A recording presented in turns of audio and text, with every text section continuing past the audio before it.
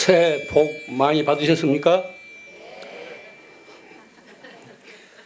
이 수많은 말 중에서도 하필이면 새해 인사로 복을 받으라고 한 것은 우리들 삶의 복이 그만큼 중요하기 때문일 것입니다.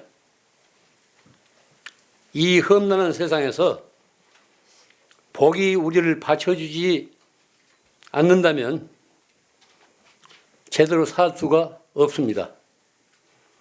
오늘 이 자리에 모이게 된 것도 우리는 의식하지 못하지만은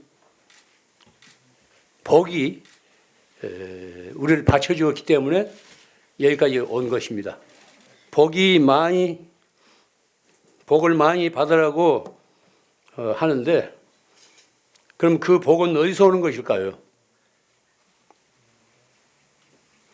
복은 하느님이나 부처님 같은 어떤 절대적인 존재가 거저 주는 것은 아닙니다.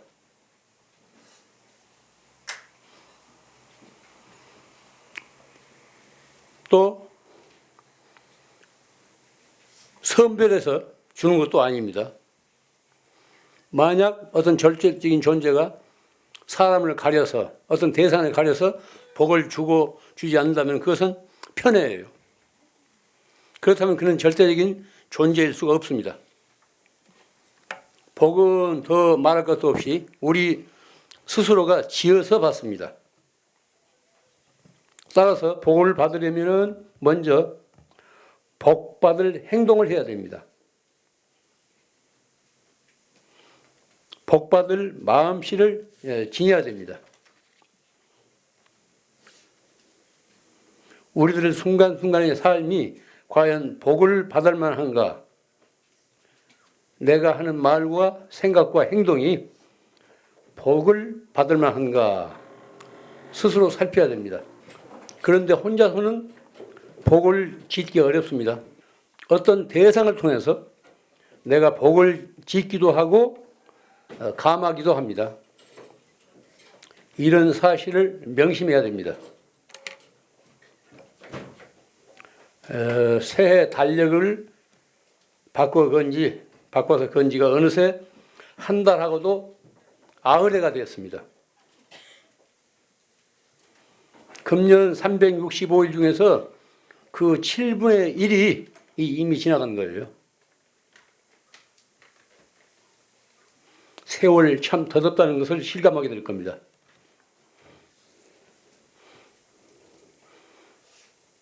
지나가는 세월을 두고 옛사람들은 전광석화와 같다는 이런 표현을 썼습니다. 전광석화. 즉 번갯불이나 부싯돌의 불이 번쩍이는 것처럼 몹시 짧은 시간을 비유해서 하는 말입니다. 전광석화라는 말이. 이런 그 표현이 나오게 된 것도 실제로 그런 시간에 대한 덧없음을 체험했기 때문에 이런 용어가 나왔을 겁니다.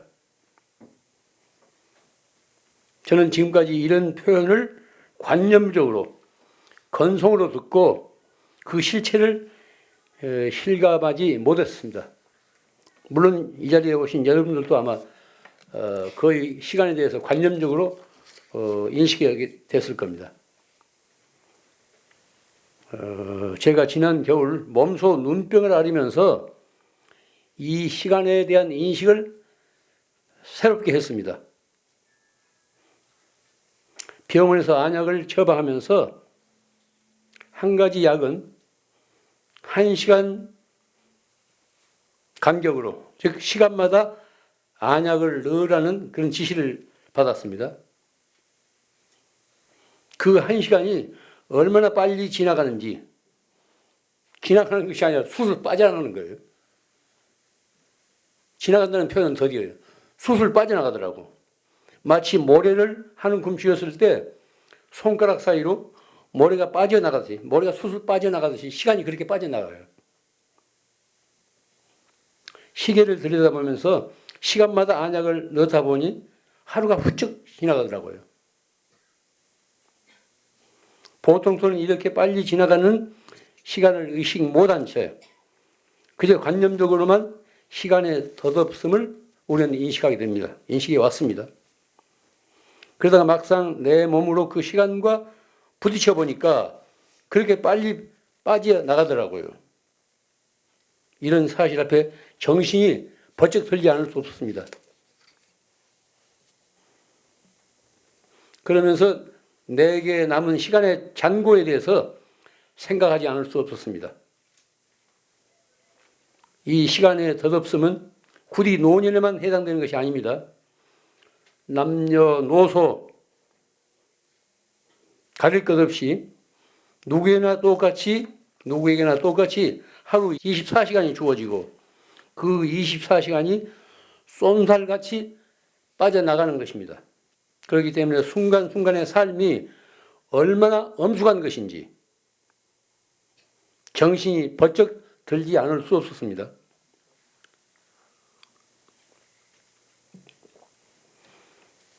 이와 같이 귀중한 시간을 우리는 순간순간 어떻게 맞이하며 보내고 있는지 깊이 살펴봐야 됩니다. 우리는 그 시간 속에서 살기도 하고 또한 죽기도 합니다. 일일이랴 만사 만생이라는 말이 있지 않습니까?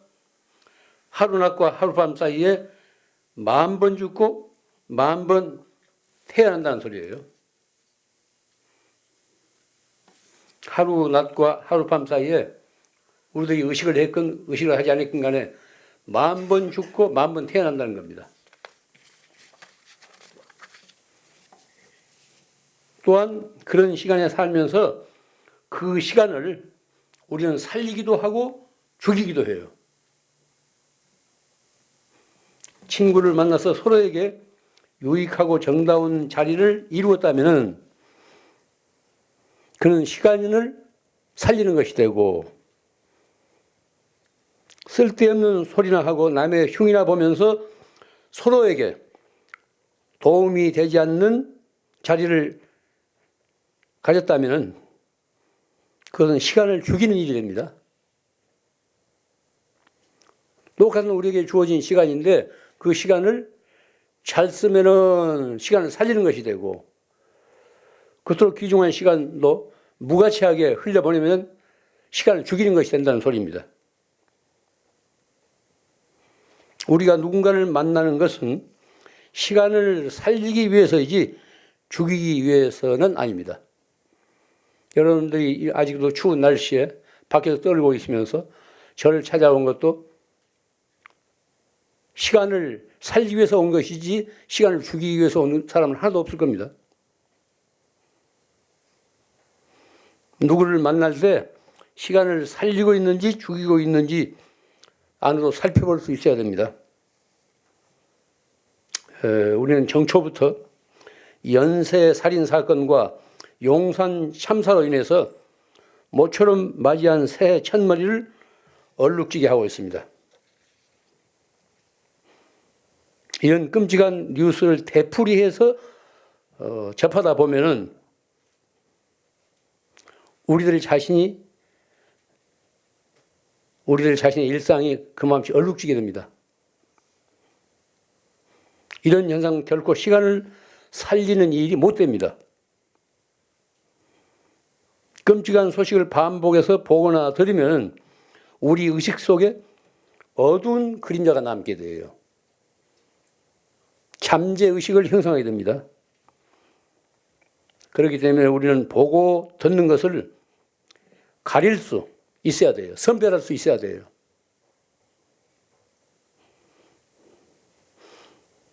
많은 정보와 지식을 가졌다고 해서 사람이 행복해지는 것은 아닙니다. 볼 것 보고 보지 않을 건 보지 않아야 됩니다.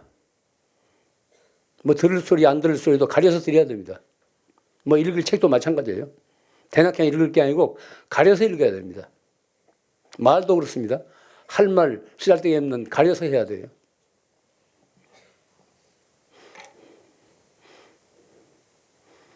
그래야 덧없는 시간을 헛되이 보내지 않고 보다 유익한 쪽으로 쓸 수가 있습니다. 어둡고 끔찍한 소식 대신에 밝고 아름답고 착한 소식을 접하게 되면 우리들 심성이 그만큼 밝고 아름답고 착하게 됩니다.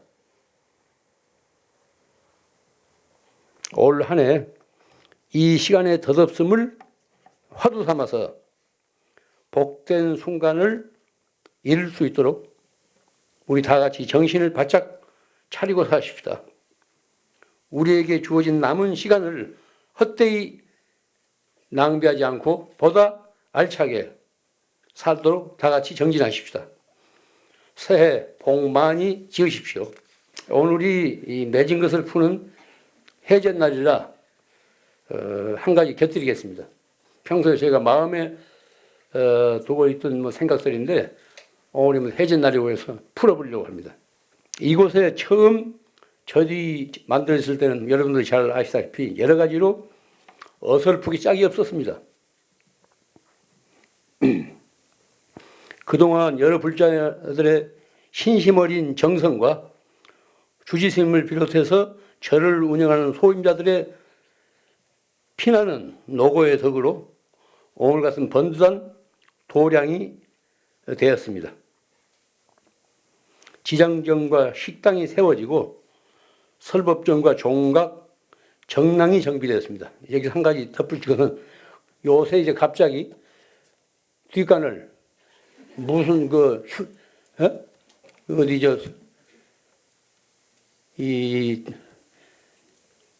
무슨 휴게소? 해우소라는 말을 쓰거든. 일찍 없었던 소리예요. 전통적으로 절에서는 우리 어렸을 때부터 절에서는 정랑이라고 그래요. 정랑이라고 했지 해우소라는 말을 안 썼다고. 깨끗할 정자, 겨체낭자. 그러니까 본체가 아닌 겨체에 깨끗한 집이 있다는 거예요. 정랑이라는 말을 앞으로는 회복해야 됩니다.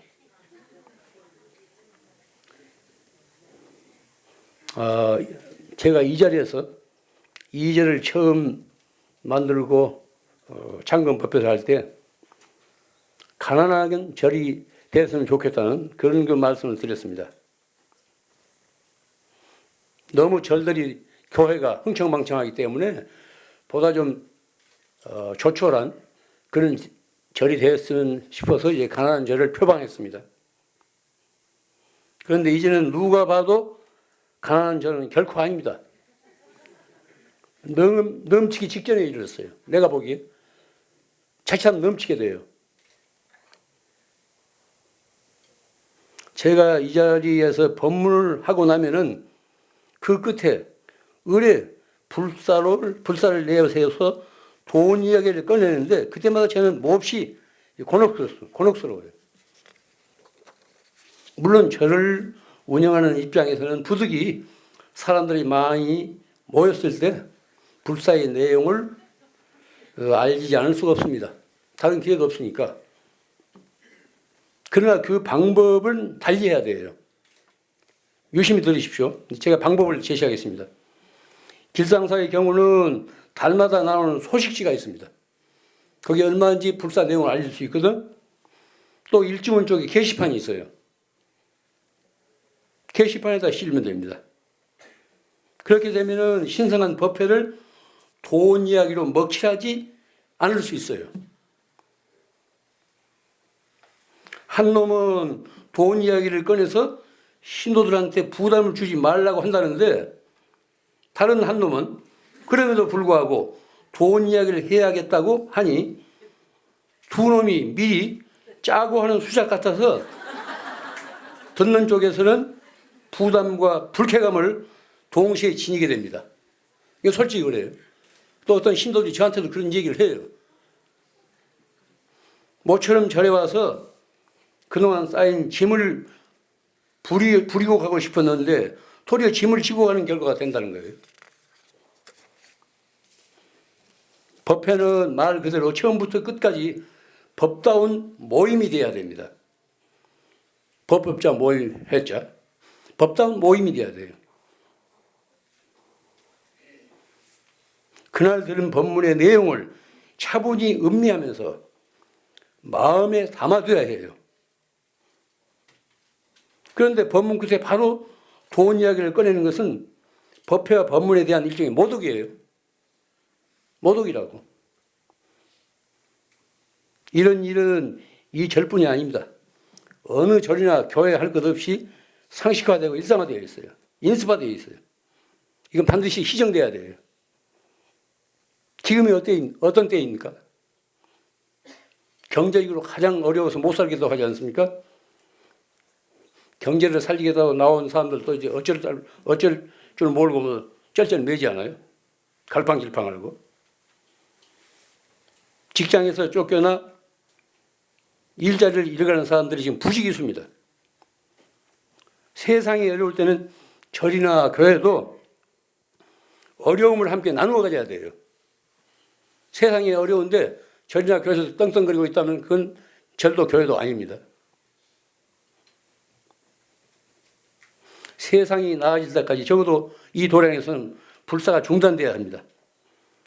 종에 금이 갔더라도 소리를 낼 수 있으면 종으로서 기능을 할 수 있습니다. 종소리가 좋고 굵고 따지기 전에 종소리에 간절한 염원이 담겨 있는가 담겨 있지 않는가 이게 문제예요. 종을 치는 사람이 그 종을 통해서 간절한 염원을 바라고 있다면 그 염원이 듣는 사람에게 그대로 전달이 됩니다.